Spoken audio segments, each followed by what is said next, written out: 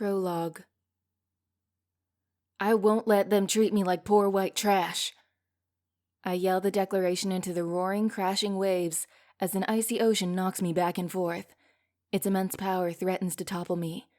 I feel myself being pulled downward.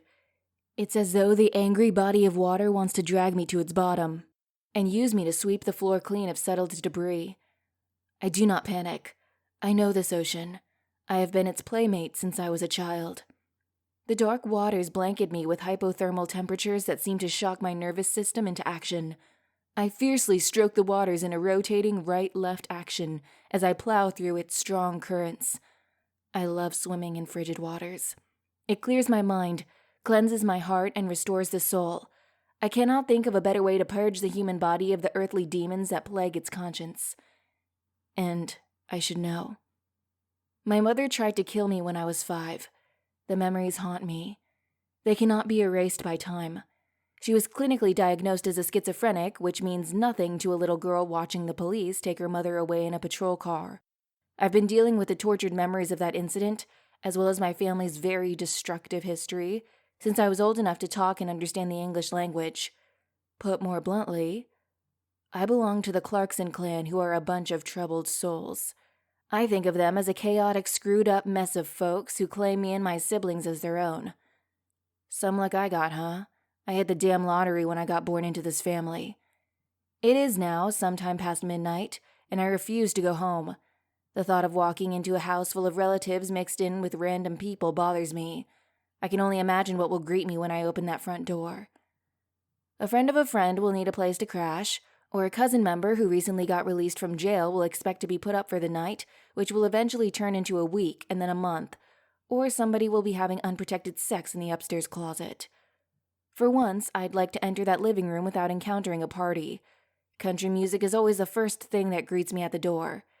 It is usually followed by an argument of some kind which is coming from the kitchen. Of course, nobody cooked dinner. They never do. I get most of my nutrition from stolen granola bars and protein drinks. There's another reason why I won't go home just yet. I got into a fight at school yesterday. It was for defending my baby sister, Bryn. Most of the girls at her school hate her guts. They are mean and just plain jealous beyond belief. Bryn is a wild child, an immature kid in a woman's body. Most boys want to sleep with her despite her age, and plenty of girls wish her dead because of her beauty. The bathroom brawl is instantly pushed from my head as I catch sight of the perfect wave. The images of me physically assaulting 3 teenage girls with my fist and feet flee my head as I forget about how they lured my younger sister into an empty stall and beat the living crap out of her. Life lesson number 1. They will never do that again. I'm stronger and more physically fit than any stupid 8th grader.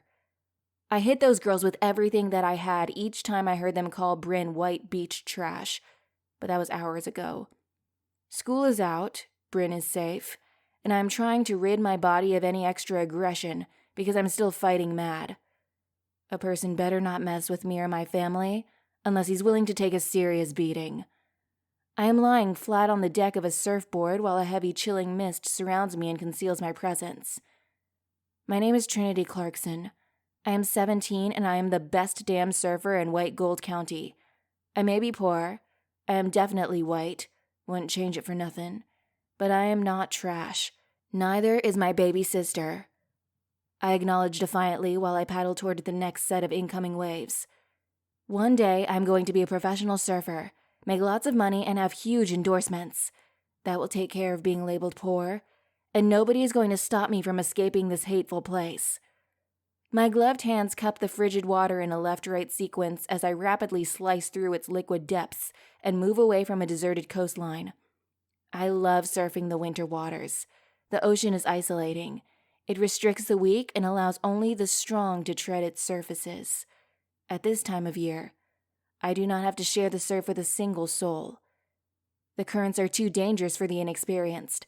The amount of seconds between each wave can pass quickly and cause the water to tower high above a surfer's head. I am not intimidated by the height of a wave. I have been playing in this ocean since I was 5. Now, I am an extremist and dare to challenge these waves during the winter season. There are times when the beach is covered by layers of snow. Those are the moments when I hesitate, when I question my sanity. But then I remember how it feels to be out there in that water. I forget about my lips turning a purple blue because of the cold. I ignore my numbed fingers and toes. I don't consider how brittle the skin on my face will feel because I cannot resist the harsh allure of the ocean. I can't stay away from its waters. I'm addicted to the thrill of riding out a wave until it breaks. I love zigzagging up and down a mountain of water and moving through a liquid tunnel at top-notch speed. It is an Arctic heaven. I am a surfer girl. The credo rushes through my veins along with the adrenaline pumping through my body. I am a surf or die kind of girl. The December rains pelt the turbulent waters surrounding me and streak my numb face, which is hidden behind the hooded mask of a dry suit. My tears mingle with the rain and disguise my crying. I hate being born poor. I despise the label it places on a person. There is nothing worse in White Gold County than being born without money. As I see a huge wall of water approaching, I grip the sides of my surfboard, take a deep breath, and dive beneath the rough ocean surface. I quickly extend my arms, duck roll, and then flip the fiberboard on top of me in order to avoid the full impact of the crushing waves and white waters. As soon as the wave passes, I flip back to the surface, resume my flat position on the board, and paddle frantically for the next set of incoming waves. I spot the one that I want, and skillfully turn around in the water.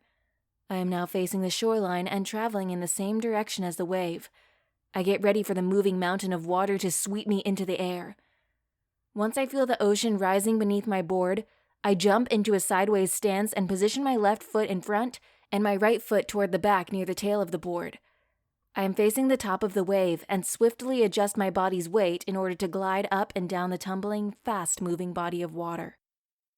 I am a conqueror, screams the voice in my head.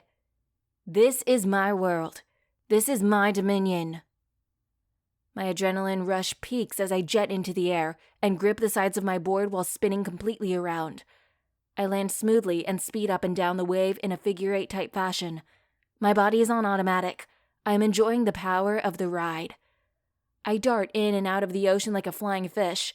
Ice-cold water trails down the sides of my face and sneaks into my rubber suit. I shudder momentarily, but I'm on a high. The frosty shock to my system is fleeting and quickly forgotten as I take to the air again and flip head overboard before landing on a wave and continuing to ride it hard. I forget the reality of my poor existence as I race toward land. I'm gliding across liquid glass. I am in sync with the ocean and I am loving it. There is no better high. No purer drug. This natural stimulant is uncut. It guarantees a head-rushing dose of raw excitement every time. It takes me a second to realize that I'm not skiing across this vast ocean of water by myself. A dark figure outlined in a fluorescent neon blue glides on top of the shimmering liquid surface. His surfboard is also glowing in the dark. It is a fantastic, hypnotic blue. The sight of both man and board excites me. I've seen cars with the neon lights affixed to their bottoms. The added feature gives the vehicle the appearance of floating on air. When I observe this surfer, I get the same impression that he is an Olympian god flying through the air and christening every wave with his majestic surfboard. I'm not alone out here in this wide open space. I'm sharing these harsh winter waves with a fellow surfer. And he's damn good. I hate to admit it, but my attention has become slightly divided. I want to stop and stare. I know the other person splitting the brutal Arctic waves is a man. The silver slit of a moon illuminates his strong, powerful body. I am quickly able to assess his level of skills. He has to be a pro. Nobody else in these parts can surf like that. Where did he come from? Why haven't I seen him before? He's cutting the waters like a professional. My heart leaps at the mere thought of sharing these oceans with this athlete. I've only witnessed such perfection in the movies or on television. Is he a stuntman? Why is he out here in such extreme temperatures? I should be afraid to be completely alone in these waters with a total stranger, but I'm not. It is obvious that this man is all about the sport of surfing. He isn't thinking about me or anyone else. He appears to be on an adrenaline high as he skis up and down the enormous waves. I recognize his addiction as he treads the waters. As I watch him, I am tempted to show off. Maybe it's my competitive nature, a childish need to be seen and admired, but suddenly I can't resist the urge. I want to show him what I can do, what I'm made of. I lay flat on my board and paddle toward the next swell of incoming waves. They are moving fast because of the offshore winds. The weather condition is perfect. There were reports of a serious storm brewing off the mainland. The powerful waves are proving the predictions right.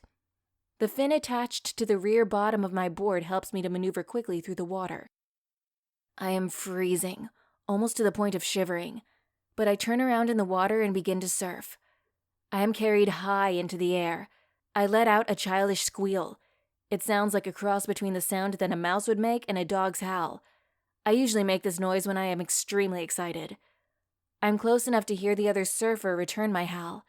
It is loud and indescribable. This is the only form of verbal communicating that is exchanged between us. It is short, brief. Then we resume focusing on the one reason why two strangers are willing to bear the Arctic temperatures of the water. The moonlight reflecting off the ocean waters gives us both enough visibility to surf freely. This liquid paradise once again takes my breath away as I ride my final wave. The water is too cold for me to continue. I should have gotten out a long time ago, but I wanted just one more wave. Now I might have to pay the consequences for such a reckless attitude. But what the hell, it is so bitchin' worth it. I'm young, I'll recover quickly. And I'd do it all over again.